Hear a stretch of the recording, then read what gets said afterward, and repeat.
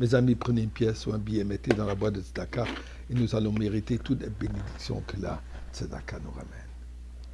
Eh bien, comme vendredi, j'ai toujours l'habitude de raconter une histoire, j'avais l'intention de partager une histoire que ma femme, qui est présentement à New York, au Kinus Shluchot, avec des milliers d'autres shluchot. Shluchot, ce sont les rebbetzin, comme on les appelle de Chabad, les émissaires du Rabbi à travers le monde, qui se sont réunis aujourd'hui, ce week-end, ce Shabbat, dans le Kinus HaShluchot, la conférence internationale. Mais malheureusement, je ne vais pas raconter une histoire qui a été racontée, mais plutôt un moment dur qui a été vécu hier parmi les shluchot.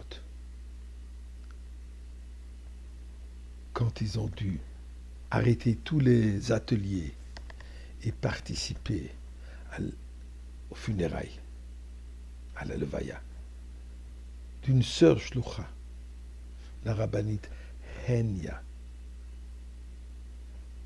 que elle et son mari, la Havdil Ben Chaim,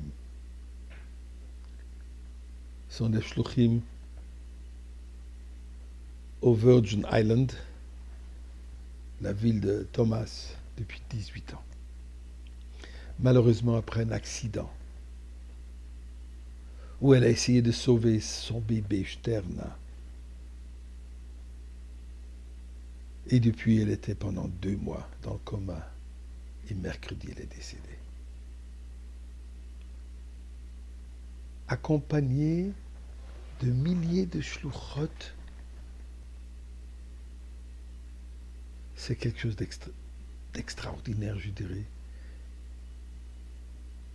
Une providence divine que je n'ai pas d'explication. Mais il y a certainement un message que je ne sais pas lequel. Réfléchissez.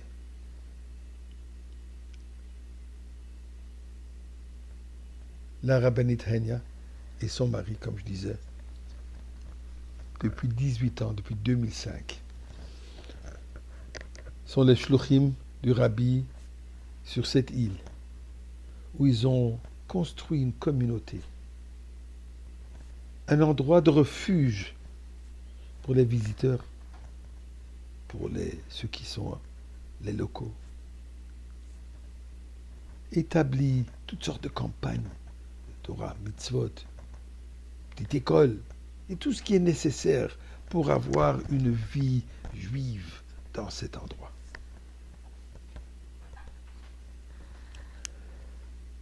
Sharon Triman déclare: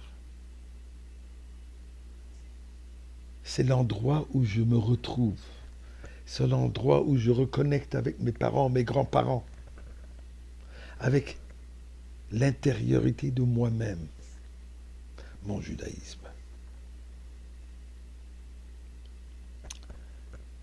Les shluchot, les milliers de shluchot, sont très variés de leur origine, je dirais.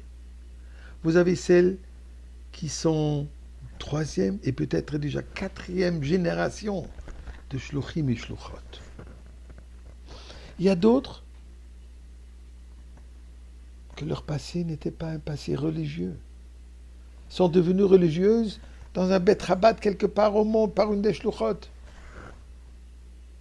Vous avez des séfarades, vous avez des ashkenazes, vous avez des yéménites, vous avez des chinoises, vous avez des africains. Mais tous